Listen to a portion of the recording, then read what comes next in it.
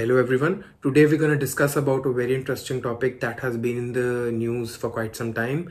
That is the digital currency, or let's say the central bank digital currency, or the Indian digital rupee.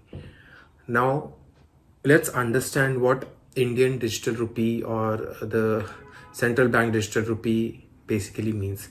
Now this is basically a legal tender and liability issued by the central bank or the RBI, which will have the equivalent value of the actual cash that we currently transact in, but will be in digital form and will be held in digital wallets in our mobile phones or our electronic devices.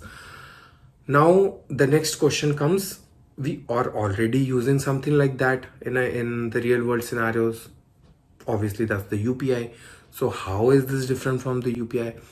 To understand this, let's say how you transact when you use a UPI.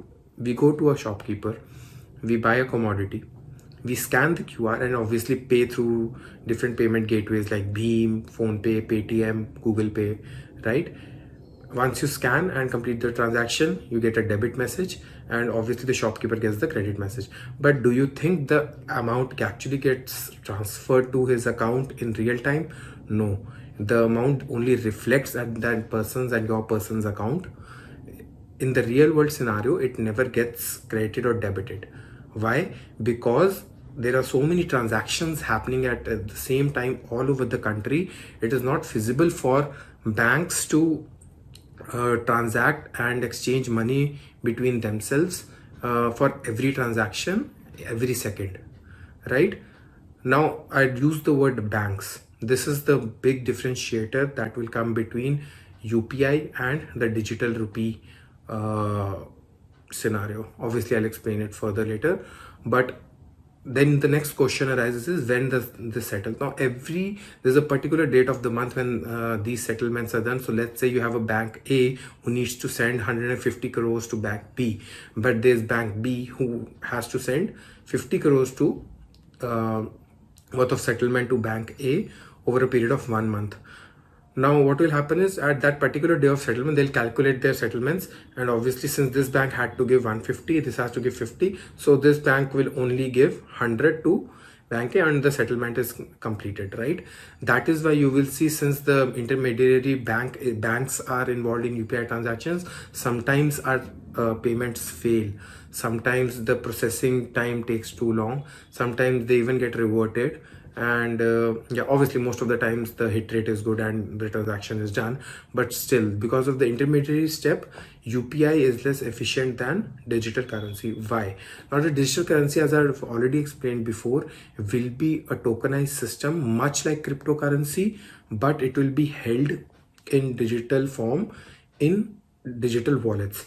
Now it will be similar to the physical cash. So this physical cash which we keep in our wallets will be digitized completely. So this cash will be converted into digital cash, and this wallet will basically be in your mobile phone, right? So everything else regarding the transactions we do in cash will remain same. It's just that they will be digitized. Now what's the plus point or benefit of that is? Now the benefit of that is that it will basically lead to real-time money transfer. That means that since now the banks will not be there in between, the money that you are sending will actually get transferred immediately to that person's e-wallet that will be specially made for the digital rupee. This further helps in easy tracking of transfer of cash in digital form by the government. So the biggest problem with cash is that it is not trackable. 100% of it is never trackable, and all the cash transactions are not viable and comfortable way of doing transactions in modern day era, right? Furthermore, more the transactions that happen in digital form, it will be much more scrutinized, and obviously that would increase in better income tax returns, better collections, and less violators. Furthermore, since adaptation of digital currency will increase, the use of cash for criminal activities will have the tendency to go down, or will have the tendency to be caught in time, right? Other important factor that will basically help the Indian government is uh, the overall income of the government from that particular amount of cash that they incentivize. Because whenever you print a certain amount of cash, there's a cost to it, and obviously there's a distribution cost associated with the physical cash, right?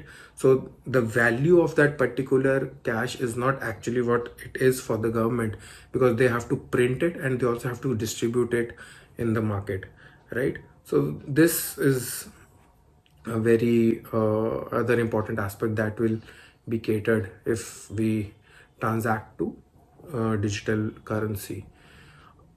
Now we need to understand, we obviously understood what's the difference between digital currency and UPI, but there's another important factor that why the countries are considering digital currency now. This basically happened few years back when there was a big boom in people going towards cryptocurrency. Now cryptocurrency are similar to digital currency, but the main differentiation factor is that they are decentralized, they are deregulated, and they work on an open blockchain system. Now an open blockchain system, the transaction, the information of the sender and the receiver, and the overall information about your cryptocurrency is basically stored in an open source blockchain that can be accessed or hacked by various individuals. Obviously blockchain system mitigates the hacking part of it to a certain extent, but there have been cases where, since it is an open blockchain, that individuals have access to it, and obviously that's why mining of cryptocurrency was such a trend.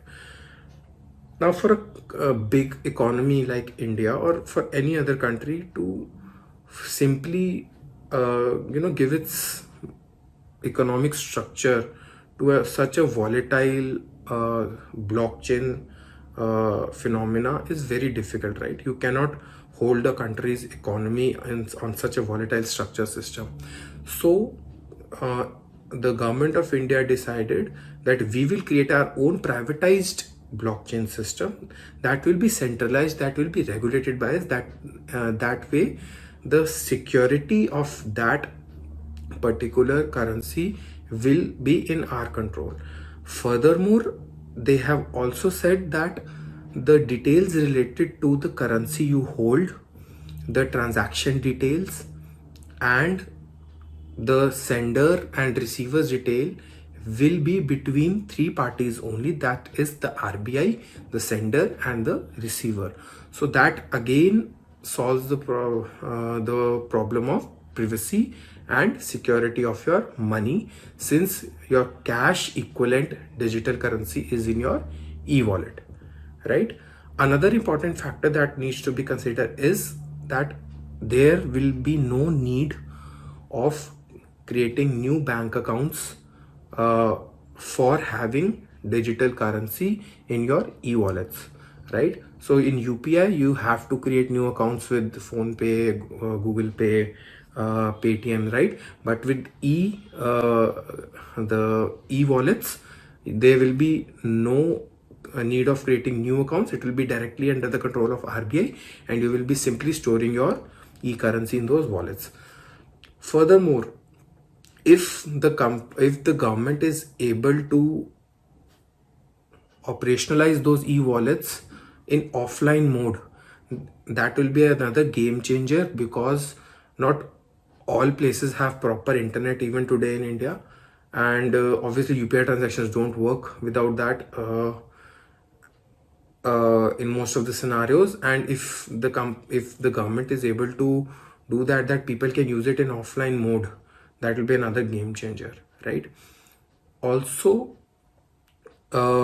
this will open a very big gateway in foreign trade, exports, B2B transactions, foreign exchanges, This will be a big gateway, because then it will reduce the dependency on Swift. It will reduce the dependency of time lags between various commodities. And obviously institutions, banks itself will be happy to use this, because then there will be real-time transactions and there will be no delay. There will be no risk of the credit risk that RBI has to suffer in those transactions. So that will again be a game changer, right? So all in all, you need to understand that the digital currency will just be the digital form of a physical currency that you will carry in your digital wallet. That's it. And it will be basically, for us as consumers, it will be like giving electronic money to the shopkeeper, and the shopkeeper receiving electronic money in the e-wallet in his phone. Also, since this won't be the money that you will be holding in a savings account, this money won't be subject to any interests, since it is just a wallet that you're carrying in your wallet, and the money that you're carrying in the digital form, right? So such things are need to be considered, and the government has already started the phase trials for it. They initially launched the CBDC for wholesale last month, and this December onwards they have also started the trials for the CBDC in retail, as to how C2C, B2C people will work, how this transaction is good, and they have also collaborated with various banks like Yes Bank, HDFC, SBI, ICICI banks to basically test the trial phase of it, right? And you need to understand that the the online transaction, the UPIs, the digital currency market, this will be a game changer in the future, because a fun fact is that before demonetization, the cash dependency in India was around 17 trillion, and as of 2022 October, it's close to 30 trillion, right? So even though all the UPI transactions have increased, even though pandemic forced much more online transactions, still our dependency on cash is really high, and that is a problem for such a big country, because most of this cash is unaccounted for, and the more the amounts get transacted in physical cash, the more difficult it becomes to track, the more difficult it becomes to see the purpose of the usage of that cash, harder it becomes to track that, harder it becomes to track the criminal activities, and all in all, it affects the growth of the country. More regulated and centralized cash flowing system is always going to be a boom for any growing economy, or even a developed country like US.